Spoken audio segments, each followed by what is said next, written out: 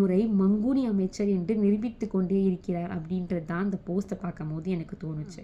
ஏன் அப்படின்னா, கரூர் சம்பவத்தில் நடிகரை பார்த்து இறந்து போன அந்த 41 பேர் எங்கே இருக்காங்க? ஸ்டெர்லைட் அப்படின்ற ஒரு ஆலை வந்தால் மக்களுக்கு எவ்வளோ பெரிய ஆபத்து இருக்குன்னு தெரிஞ்சு அந்த ஆலை வரக்கூடாதுன்னு போராட்டம் பண்ணாங்க. அந்த போராட்டத்தில் துப்பாக்கி சூடு நடத்தப்பட்டது. அதில் பல பேர் உயிரிழந்தாங்க. அதுக்காக உயிர் நீத்தவர்கள் எங்கே இருக்காங்க? இது ரெண்டுத்தையும் எப்படி கம்பேர் பண்ண முடியும்? ஆனால் தாவேக்கால தற்போது இறைஞ்சிருக்கிற செங்கோட்டையன் என்ற அமைச்சர் இதையும் கம்பேர் பண்ணியிருக்காரு. ஸ்டெர்லைட்டில் துப்பாக்கி சூடு நடந்து அதில் இறந்து போனவங்களுக்கு கவர்மெண்ட் வேலை கொடுக்கும் போது நீங்கள் எதுவுமே கேட்கல. கரூர் சம்பவத்தில் மட்டும் வேலை கொடுக்கும்போது ஏன் இவ்வளோ பேர் கேள்வி கேட்டிருக்காங்க அப்படின்னு கேட்டிருக்காரு.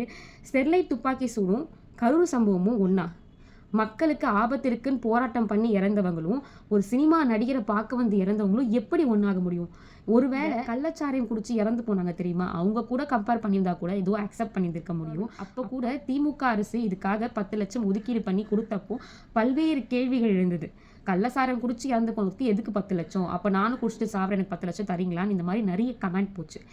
அதுக்கெல்லாம் மக்கள் கேள்வி கேட்டீங்க. ஒரு நடிகரை பார்க்க வந்து இறந்து போனாங்க, அதில் எப்படி ஒரு அரசு பொறுப்பாக முடியும் அப்படின்ற மாதிரி கேள்வி கேட்டீங்க. ஸோ நடிகரை பார்த்து இறந்து போனாங்க, அதுக்கு எதுக்கு 10 லட்சம் 20 லட்சம்? சரி, ஓகே, அவரை பார்க்க இறந்து போனாங்க, அவர் கொடுக்கறது நியாயம்ப்பா. கவர்மெண்ட் வேலை எப்படிங்க கொடுக்க முடியும்? இந்த வேலைக்காக பல நூறு பேர் வந்து படித்து கஷ்டப்பட்டு எக்ஸாம் எழுதி வெயிட் பண்ணிட்டு இருக்காங்க.